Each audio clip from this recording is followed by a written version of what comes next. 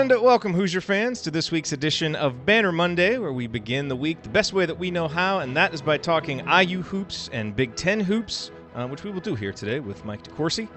Two quick housekeeping notes off the top. Number one, obviously IU plays Michigan State on Thursday night. We will have the IU-Michigan State postgame show immediately following that game. It's an 8:30 Eastern time start, so make sure that you get some sleep this week leading up to it. And then that will double as our Assembly Call radio recording as well on Thursday night.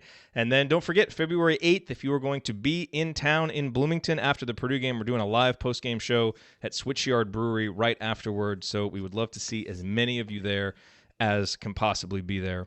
That would obviously be wonderful. It's always the best part about going to Bloomington and going to the game is being able to see so many of you shake your hands, and thank you for being part of this audience. So that's Switchyard right after the IU Purdue game. And now, I am pleased to welcome in, as we always do on Mondays, from the Big Ten Network, the sporting news, and now as a bracketologist for Fox, one of the hardest working men in college hoops, the venerable Mike DeCourcy. And Mike, let's just jump right into it this week. Indiana did what it needed to do by picking up at least one win on the road in a pair of games against Rutgers and Nebraska. Do you feel like you learned anything important about the Hoosiers this past week? Well, I don't know that I necessarily learned all that much new, with the exception of Joey Brunk's ability to hit that 15, 14-footer. I don't think I'd seen that before, either at Butler or at IU. And he looked very comfortable in that. And that I don't know if Arch has given a lot of thought to that, but that gives them not only the option to throw the ball to him in the high post and hope for something good to happen, but also maybe you could incorporate some high-low stuff with him there, because if they drop off to guard for the pass, he can take that shot. And if they don't, you can feed it over the top to Trace Jackson Davis. So that's an action that, I mean, Kansas won a lot of games on that. And it's not, it's not an easy pass to master. And maybe it's a little late, but it might be at least something you could have in your toolbox. If it doesn't work, it doesn't work. I mean, you have enough bad positions as it is. I mean, one small turnover on a post pass isn't going to kill you. So it might be something. Yeah, if the guards aren't going to spread the floor, big guys, just do it yourselves. Yeah, exactly. And that's something that, like I said, Kansas has made work for decades. And sometimes they've had great shooting teams around it, sometimes they haven't. But it's still a hard action to guard. Yeah, it is. You mentioned Joey hitting that shot. Deron actually hit one. Trace Jackson Davis hit one earlier in the half. It still, as I kind of think back about that game, I kind of smirk when I think about those shots because they're just not shots that we've seen. But, if that is something that could be in the arsenal, I agree with you. It's worth maybe teasing out a little bit more to see if that wasn't just a one-night wonder type thing, because it could really help the offense. Yeah, I mean, you don't have to, like I said, you don't even have to necessarily incorporate the high-low stuff to just get that high post entry into it and allow them to make plays off it, because Trace can handle off that. If Joey can make that shot, I mean, it's something that they could really add. And I had not seen that before, again, as I said, from Joey. So it's a team that can use all the weapons it can get from the offensive standpoint. For sure. That kind of leads me into my next question, which is that Indiana is clearly sitting in a good spot at 4-3, but in the conference. But any realistic view of their conference record should note that 3 of the wins came against Northwestern and Nebraska, which are clearly the 2 worst teams in the conference, the 2 lowest rated teams in the conference, and the other one came against maybe the coldest team in the country, which is Ohio State. So it's good to get those in the bank, but obviously they still have a lot of work to do. Do you think that the Hoosiers are legitimately kind of like a tier 2 level Big Ten team where they sit right now, or do you see them falling back as the schedule stiffens? Well, I think it depends on how they perform. And by that, I mean, to this point at Assembly Hall, with the exception of the last 8 minutes, 9 minutes against Arkansas, they have been a team that has performed very well at home and has protected home court. And if that's all they are between now and the Big Ten tournament, they're going to make it. They're going to make the show with that. And they're going to beat some really good teams.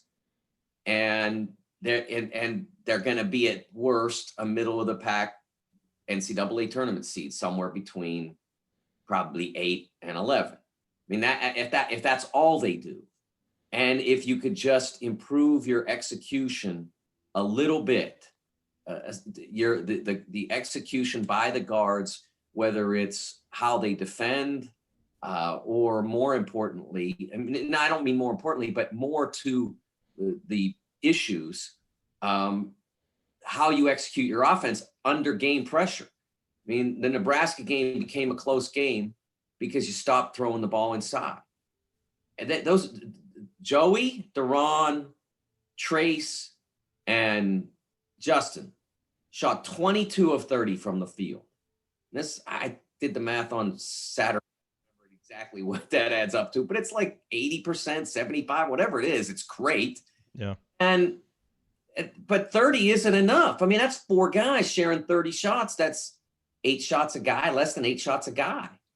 And if they're making way more than half, and you're struggling to get buckets to stop a run, there's just no way that number should be where it is. So I was disappointed in that aspect of it. Everything else was really good. They had the intensity they needed. They executed really well to get ahead. It started the second half like, let's get this thing done, get it over with, get back on a plane, go home, enjoy it. And then they stopped when Nebraska started to play freely, started to play. You know, Nebraska played a lot of ball this year where it's just, we're not going to win probably. So let's take some shots, see if we can get back in it. That there's an advantage to that team. It's inextricable that from that team's persona at that moment. They don't have anything to lose. So you have everything to lose, including the game that you have in your pocket. Yeah. So you have to be able to execute good, solid offense and get fouled or get good shots so that you stop their run and or you suck the life out of it by taking time off the shot clock. Hoosiers, once again, didn't do that. And the game got closer than it needed to be. And so if they're that team at home, it's problematic because the crowd will get restless and maybe that, and the teams will be better because I don't know how much you've talked about this. I think I brought it up on the show last week. That was your last easy game. That's it. Oh, it's been discussed. There are no more. Yeah. All you got left is teams that are fighting to get in. Teams that have a legit chance that right now are either in my Fox bracket or are among the first 4 out. Purdue and Minnesota are on the first 4 out. Some people, Andy Katz at ESPN has them in. I can't buy 12 teams when 2 of them are only a couple games over 500. They're all good enough, but I don't buy them all getting in unless somehow the math works out so that all the records look presentable. But they're all involved, and every one of them is, fighting for their lives. So you're going to have to be better than some good basketball teams. Andy Katz is also just a very genuinely positive guy, I feel like, and would put all 353 teams in if he could. He's tougher than you think. He's tougher than you think. So Indiana's 2 matchups coming up this week. Last week was big. You got to try and get one, road victory. You look at this week. I mean, obviously, the expectation is win all your home games. But when you have, 2 of the best teams in the Big Ten coming in, Michigan State and Maryland, there's probably a path to only winning one of these games where you feel okay. But again, I think the expectation should be win both of them. What do you see in these 2 matchups, and which one do you think is maybe more advantageous for Indiana to be able to take advantage of? Well, I think that the Maryland game is the one that looks on paper to be more winnable. Maryland hasn't played well away from home at all. And you get them off the East Coast, and they have, they went to Iowa and were absolutely lifeless. They scored 49 points against Iowa. I mean, Iowa's a really good team, but, that's not Virginia 2019 out there. They give up buckets. And yet Maryland went out there and on a Friday night and scored 49 points. So that's a game that you should think that them coming into your building, they've build wise, structurally, they won't overpower you because they don't play power. I mean, they play a 6'7" freshman small forward or power forward who, probably if he ever plays professionally, he'll probably be a small forward. He's not super tall, and he's not, he's got a, he's, for a freshman, he's pretty physical, but he's not overwhelming. And then they play a center who's a converted stretch four, who's battling, and he's great, but he's only one. And they haven't gotten a lot, as much as I expected, to be honest, out of their freshman who was injured earlier in the year, who I really like a lot. I think he's got great ability, but they haven't quite worked him into it yet. And then they've got a collection of guards and wings who are very dynamic at their best, but can be erratic at their worst. And although I think this is a very good basketball team, mostly because Jalen Smith is just absolutely willing it to be so, and Anthony Cowan is a fine Big Ten point guard, does some really nice things. I think that, if you're Indiana, you've got to look at that and say, we have to get this game. They haven't been good enough on the road for us to feel like we shouldn't win it. That should be the attitude. When I say we, I mean we. That should be their attitude. I'm not making myself one of we. We use we here on this show. We're part of it. Yes, I know. That's why I have to differentiate. That's got to be the approach. Michigan State, they've got a nice little run going against the Spartans, but that is the deepest and most versatile team in the league. They've got 2 of the 7 or 8 best players, and in most leagues it'd be 2 of the 5 best players. But there's just so many good guys in this league. The list is a little longer. So it's a hard game wherever you play it. If you win it, awesome. I mean, that's a win that'll never go away. But if you don't win that one, but you beat Maryland, then you should feel fine, although you'd certainly want to steal one on the road to make up for that against whomever. Yeah. Be interesting to see how Tom Izzo defends Justin Smith this year, because he lamented Justin hitting all those threes. I wonder if he'll change his approach or let him continue to shoot. Because, man, Justin was great in both those games last year. Actually, yes. He and Devontae Green were both outstanding, and I feel like Indiana's going to need similar performances from those guys to get that win, which they're certainly capable of. Yes. Let's talk Big Ten at large. Here's a question that I never really thought I would ask. Not is Rutgers in your top 4 power rankings, but where is Rutgers in the top 4? I'm just going to assume it at this point. They are. Michigan State, I mentioned, number 1. Maryland, again, problematic, their performances away from home. But their play down in Orlando, I think it was Orlando, their tournament was, that helps them. On the road, haven't been good enough, but no one in the league has. So that tournament down there, that gives them the advantage. And so they are number 2. Rutgers, another team, although playing outstanding basketball, hasn't achieved much away from home. Although, unlike some teams in this league, and Maryland would be an example of that, been very competitive in almost all their road games. I mean, they went to Illinois and they battled, and that's what they do. They battle. So that's, even though they don't have a lot of success on the road, they don't have a lot of massive failure either. And I think that helps them, at least from a metric standpoint. That matters. That really matters, I feel like. I think especially now, in the Ken Palm era, with the net ranking having replaced the straight results concept of the RPI, it does help them. And then the 4th team would be Illinois. Illinois has played very well lately. Again, the hottest team in the Big Ten is whomever's schedule just recently had them at home. I mean, that's the reality. It's Michigan State, at least for now. Their schedule toughens in February. But right now, it's Michigan State and whoever's played at home. And Illinois has been that team. I think they've won 4 in a row. 3 of those were at home. And the other one, I'm not sure. That might have been a Nebraska game. No, that was the Wisconsin game. So they have one of, it's interesting. There are 3 road wins against tournament contenders in the league right now for like the whole season. I think there are 7 road wins. I think it's 2 each against Nebraska and Northwestern. Yeah. And Wisconsin has 2 road wins, 1 at Penn State, 1 at Ohio State, and Illinois has the win at Wisconsin.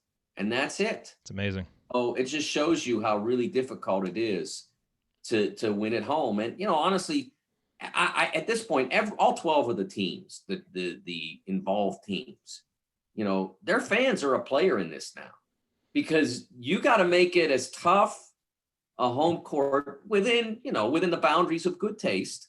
You have to make it as tough a place to play in your building as you possibly can, because if you don't, rest assured, Breslin is, Mackey is, the Orange Crush is getting it going in Illinois. So if your team, if your student crowd and your fan base isn't responding in that way, your team's at a disadvantage. Yeah, and at some point, the narrative might start feeding itself where, it's like teams just see that no road teams are winning and they almost go in subconsciously psyched out a little bit. So I agree with you. If you're going to these games, you got to get up for them, make it as loud and difficult as possible. Make those rafters shake. No question about it. Question for you about Rutgers. It's been really impressive. And I feel like they're still kind of at the stage where other Big Ten teams are like, hey, go Rutgers. All right. Like, it's kind of nice to see them. That won't last for very long. But is it built to last? Meaning, do you think Steve Peichel, with how he's doing, is he going to be a candidate to get a bigger job, and would he take one? Or is the way that they're recruiting sustainable? Are they committed to basketball, or is this going to be one of those things where they jump up because they just got a particularly good set of players that gelled? Or do you really see this having some staying power? Well, first of all, I think he's a magnificent coach. I think I agree. His concepts, his ideas, his teaching methods all work. I think he has a great eye for talent, which I wonder if I have to ask him this, whether he picked it up by being around Calhoun. Because Calhoun, that was, like I used to write about how all the greats, all the, the Hall of Fame guys all have something that they do better than everybody else. Like Krzyzewski teaches communication better than everybody. Izzo teaches intensity better than everybody. Calipari teaches defensive effort better than everybody, and everybody has their own thing that they are better at than just about anybody could be. And for Calhoun, it was eye for talent, the best. I mean, Ray Allen was 40th in his class. He walks onto the floor at UConn, and he's one of the two best freshmen in the country, like that day. Shabazz Napier, 75th in the country, wins 2 national championships, first team, second team All-American. And there are, he got his share of Rip Hamiltons and guys like that, Danielle Marshalls, but most of the guys that were the core, Kevin Freeman in 99, Emeka Okafor was 95th in his class, was the second player taken in his draft after his UConn career. Those are all these stories. So I look at Pike, and we were talking about this on Big Ten and Beyond yesterday. The players like Miles Johnson was in the 400s. Geo Baker was lower than that. And yet look at him now. Like, you would look at Miles Johnson and say, well, how could no one see that he's a player? How could no one think that Geo Baker was a player? But they didn't then. And that doesn't necessarily mean that the scouts were wrong. It just means that he saw something that they didn't, or he saw how they fit what he wanted them to do. And it's worked out beautifully. And like, neither of those guys is averaging high double figures in the teens or whatever, but they're very successful college basketball players. So that, I think, is what really works. And that can sustain itself. You find guys that no one else loves. In today's recruiting, the reality is 95% of players go to the highest league that offers them. It doesn't even have, like, if you are the best team in the Atlantic 10, say, and the worst team in the Big Ten offers you a scholarship, you're probably getting aced out. That's just the way recruiting is now. I mean, it has been really probably for the last 15 years since coverage of recruiting became a thing and social media became a thing on top of that. And guys didn't want to explain to their friends why they weren't going to the Big Ten or ACC or SEC. They were going to the Atlantic 10 because they really liked the coach and it was really going to fit me. Nobody does that anymore, hardly. Guys who wind up in those leagues, maybe some like Obi Toppin's a great player because everybody missed. Nobody saw it. He grew a bunch between his junior or actually during a prep school year, became a monster, and he's great. He's a first team All-American. But that's what has to happen. The rarity, a Fred VanVleet who was like almost 100, like he was 100 in I think Scout had him 100, and he goes to Wichita. I mean, that's a rarity. So yeah. So that's why I think it can sustain itself there, because of those two things: great coach, great eye for talent. Yeah, certainly. I mean, it seems like if he stays, that's going to be built to last. I mean, you watch Rutgers, and you can watch them for 5 minutes and say that's a team. Like no individual talent steps out, but they just function as a team and play hard for each other. It's like you watch Nebraska, and it's like this looks like a group of guys that are just getting to know each other. Like you can just see it, And so that's what's, it's fun to watch them play. It's not fun to play against them because they bludgeon you, but it's fun to watch them play. So as we look around the conference this week, or this last week, just in terms of the games you saw, any individual performances stand out in particular? Well, Luka Garza on Friday night was magnificent again, underscoring his candidacy for first team All-American and National Player of the Year. I thought he was just absolutely amazing in that game against Michigan. I thought it was good for Michigan, even though they lost, to see Eli Brooks bounce back, because he had been really struggling, and he played fantastically in that game. I thought Miles Johnson, who I mentioned earlier, going up against Daniel Oturu. Oturu was really on a roll. And even with Miles really bothering him with his length, Daniel still wound up with 19-9, which says something about how great Daniel is and how really wonderful he is. I thought that was really impressive on Sunday afternoon. So those are a couple guys that really stood out to me. Miles Johnson and Luka Garza, but the league, you can find a hero in almost every game. CJ Frederick making threes, they really needed that. Yeah, and especially in that game because Michigan played well, and CJ came off an injury that they worried might finish him for the year, and that might have finished to an extent might have finished the Hawks for a year, but he came out and just started nailing shots again.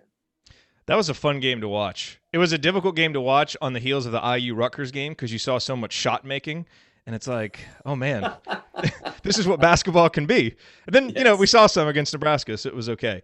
But that brings up an interesting question, because I was thinking watching that game and watching, Xavier Simpson and Eli Brooks and Frederick and Wieskamp and like all these guards, all these wing players that are just really skilled players, can make shots, can do things, like they just have a lot of basketball skill. And it made me think about some of the deficiencies of our guards. Not that they don't have that, but they don't seem as complete as some of these other guys, certainly from a shot-making perspective. When you look at Indiana's quartet of guards, Devontae, Al, Rob, and Armand, how many, and just kind of off the top of your head, because I didn't prepare you for this, but how many groups of guards in the Big Ten would you clearly take them over? Well, obviously Northwestern's in Nebraska, because that's an easy one. Yeah. I would right now take them over Purdue's. I don't know down the road what Isaiah Thompson's going to be. I like him. Obviously has to get physically stronger, but I like him. I think he's going to be very good. Is he going to be better than Armand?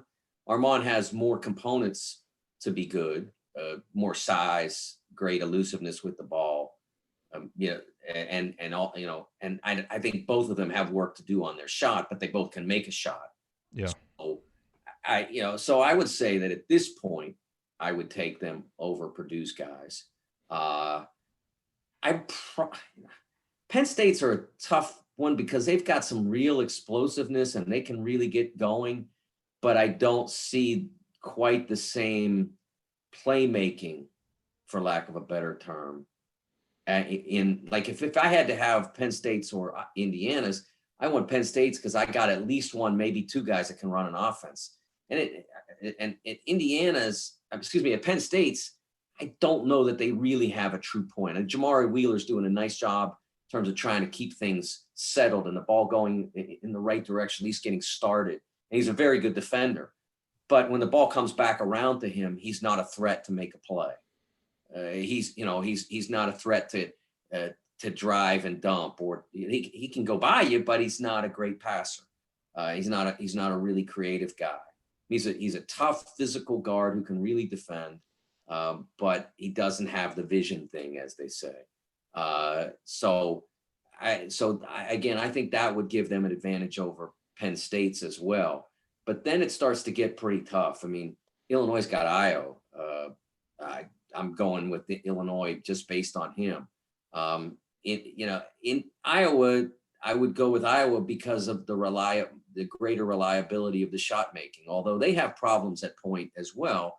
Yeah. That might make it a tougher call. They're just they're just not all the way there yet.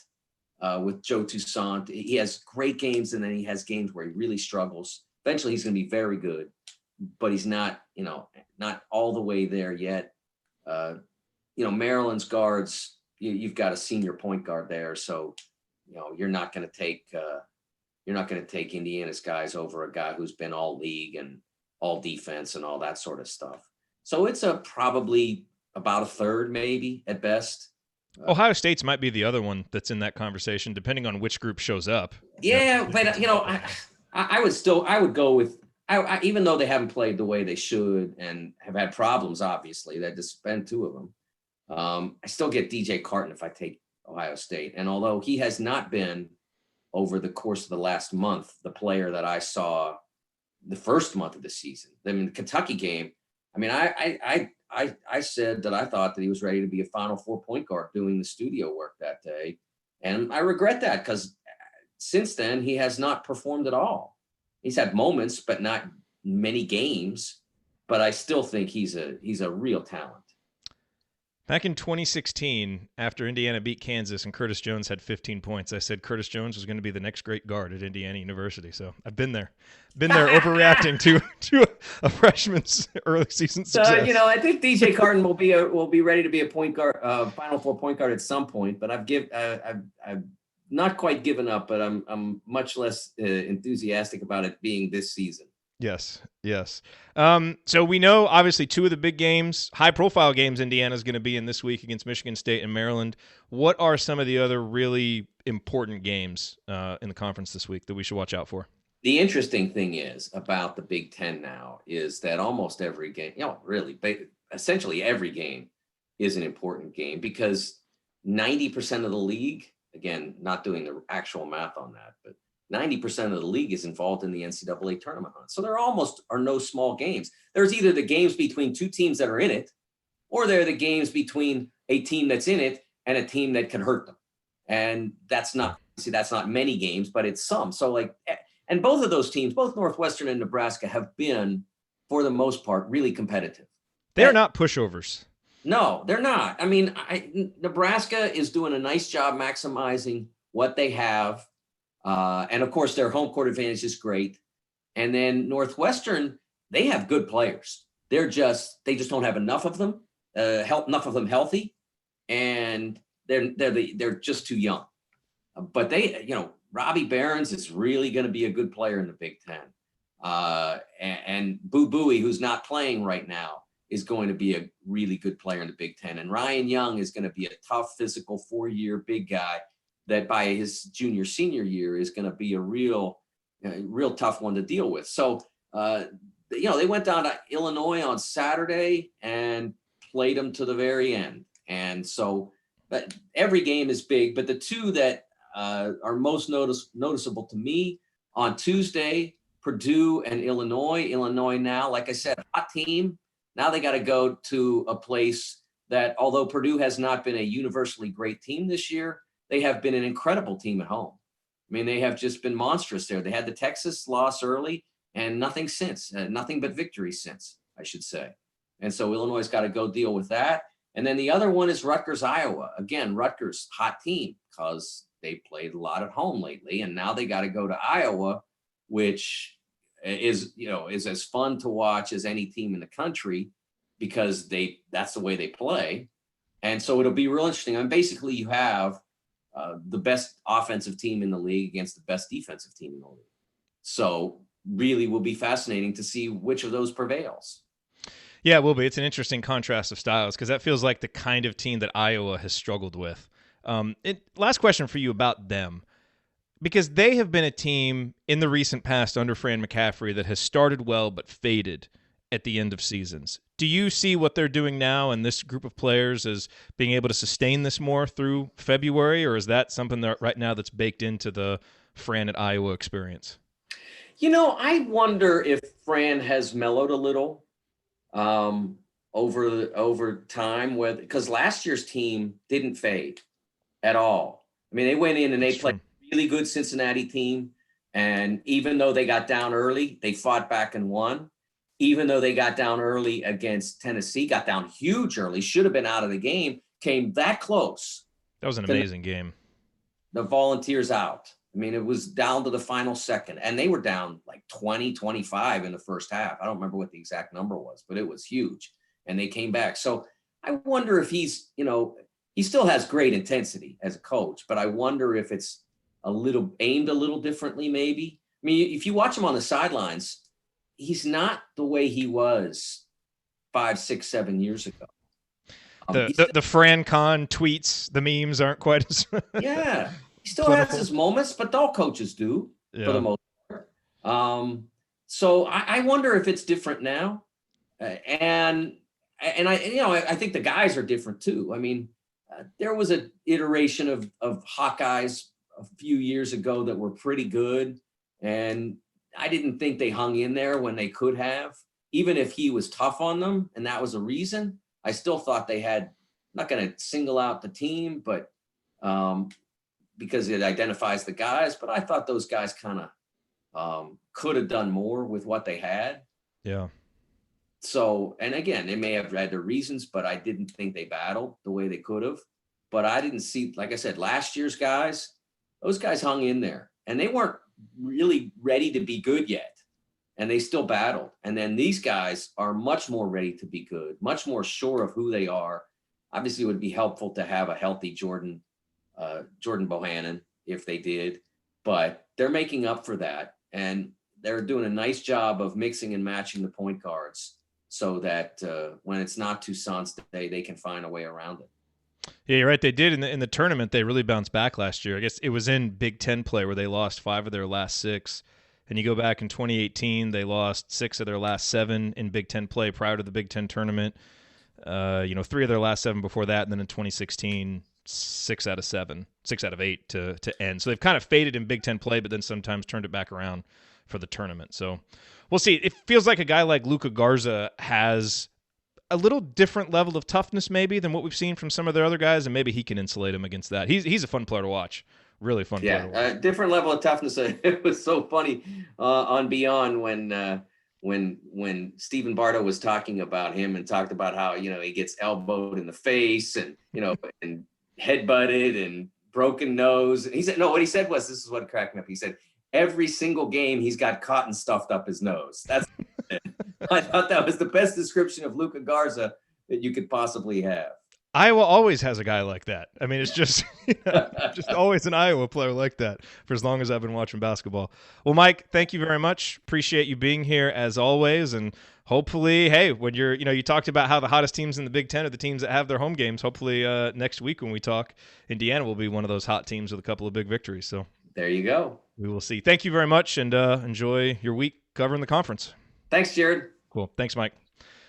The great Mike DeCourcy, as always, joining us here on Monday afternoons, talking IU hoops, talking Big Ten hoops. We always appreciate his insights. I know my appreciation to Steve Fisher in the chat mob with a couple of question suggestions. I try to save questions about big picture thoughts on Archie Miller, big picture thoughts about the program until we get to the off season. It's just kind of how our show's always been, is really trying to focus on the moment, trying to focus on the next game that week. I feel like those conversations are a little bit more relevant to right now, to this season, but those are great questions, and definitely in the off season, when we talk to Mike, we'll definitely ask those because to me, that's when you start having those conversations. I think I've said this before, you don't want to look at, okay, the bar for success for this team is just making it to the tournament, and if we go 10-10 in conference, we'll be happy. Like, that's fine for this year's team, given how we ended the season, the expectations, the roster, where we are. But in a macro sense, that can't be the expectation next year. Like, it needs to be on the path to something greater. So those conversations are good to have in the offseason, and we absolutely will have them. All right, I have to bounce off here. No time for the mailbag this week. My apologies, but always want to try and get the interview in there with Mike when we can. So we'll be back Thursday for IU Michigan State.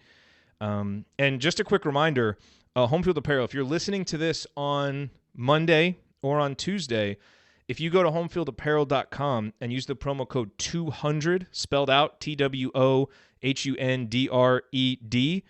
you can buy 2 T-shirts and get one free. It's a sale that they're doing to celebrate Indiana's bicentennial. Today is actually Indiana's 200th birthday. So happy birthday to Indiana University. Isn't it amazing that 200 years later, I'm here on a podcast talking about IU basketball. You're listening to it, and it's all because Indiana University was founded 200 years ago. It brought us here to this moment, which is kind of crazy to think about. But if you want to celebrate by buying shirts and buying the best shirts, go to homefieldapparel.com, and you can use that promo code 200, all spelled out, to get the shirt deal.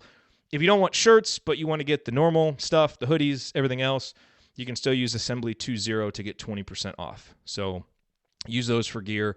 And then if you are going to get tickets, that URL, iutickets.shop, will take you right to the IU listings on SeatGeek. If you're going to get tickets to the IU Purdue game, by the way, because Andy and I were just talking about this weekend because we were getting all of our tickets in order for everybody to go to the game, prices are going up for that one, and it's a hot ticket. So if you want to go, I would definitely go soon and get your tickets there. And if not, you can go watch the game at Switchyard. I think there's going to be a group of folks there who are watching the game who can't actually go to the game, so that would be another option. But if you use iutickets.shop, it'll take you right there, and then the promo code Assembly will get you $10 off your first purchase. All right. Thank you for listening. Thank you for being here. We'll be back Thursday night, IU Michigan State. Hopefully we are talking about a 3rd straight victory over the Spartans. Almost don't want to say that out loud. Feel like it would jinx it. But you know what? It's not about jinxes. It's about Assembly Hall bringing it. It's about Devontae Green and Justin Smith and Indiana's upperclassmen bringing it, and Rob Finney playing that defense on Cassius Winston like we know he's capable, and maybe a guy like Jerome Hunter or Race Thompson coming up with a big performance that you're not expecting. That's what wins those games, and the fan support wins those games. So let's go. Let's get that big victory over Michigan State. Use that as momentum for this Maryland team that isn't playing very good on the road. Let's just go 2-0 this week. What am I talking about with Mike DeCourcy that there's a path to going 1-1 and feeling good about it? Shut up, Jared. We should go 2-0. Let's go. We should go 2-0 this week. Let's do it, and let's have 2 victorious episodes of the Assembly Call. And that is how we're shutting this show down. I will talk to you guys on Thursday night.